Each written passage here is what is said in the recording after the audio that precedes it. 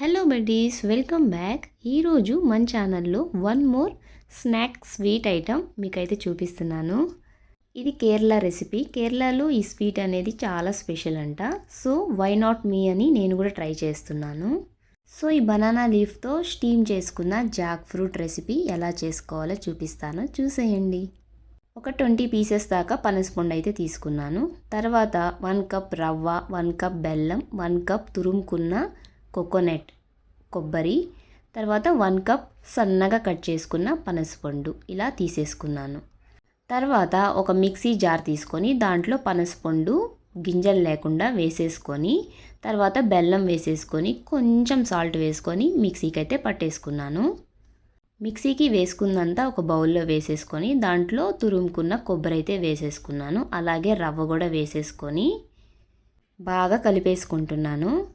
తర్వాత సన్నగా కట్ చేసుకున్న పనసపండు ఉంది కదా, అది కూడా వేసేసుకొని ఒకసారి అలా కలిపేసుకొని పక్కన పెట్టేసుకున్నాను. నెక్స్ట్ బనానా లీవ్స్, అరిటాకులు ఉన్నాయి కదా, అవి ఒక 4 తీసుకొని బాగా వాష్ చేసుకొని ఇలా రెక్టాంగులర్ షేప్లో అయితే కట్ చేసుకున్నాను. ఇలా ఎందుకు సెగపెట్టుకోవాలి అంటే లీఫ్ అనేది ఎలా ఫోల్డ్ చేస్తే అలా ఫోల్డ్ అవుతుంది, లేకపోతే ఆకు అనేది తునిగిపోతుంది.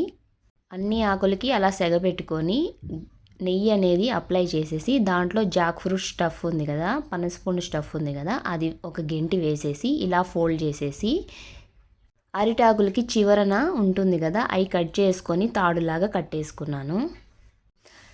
ఇలా అన్ని ఆకుల్లో పనసపండు స్టఫ్ అంతా వేసేసుకొని అన్నీ టై చేసేసి రెడీగా పెట్టేసుకున్నాను. ఈ లోపల నేనైతే ఇడ్లీ పాత్ర తీసుకొని దాంట్లో వాటర్ వేసేసి ఇలా అన్ని స్టాండ్స్ పెట్టుకున్నాను. ఒక్క స్టాండ్ పెట్టకుండా ఇవన్నీ పెట్టేసుకున్నాను నిండుగా. ఒక 15 మినిట్స్ దాకా అలా స్టీమ్కి ఉడకబెట్టేసుకుంటే Kerala recipe jackfruit appam ready. Next వీడియోలో కలుద్దాం. Until then bye.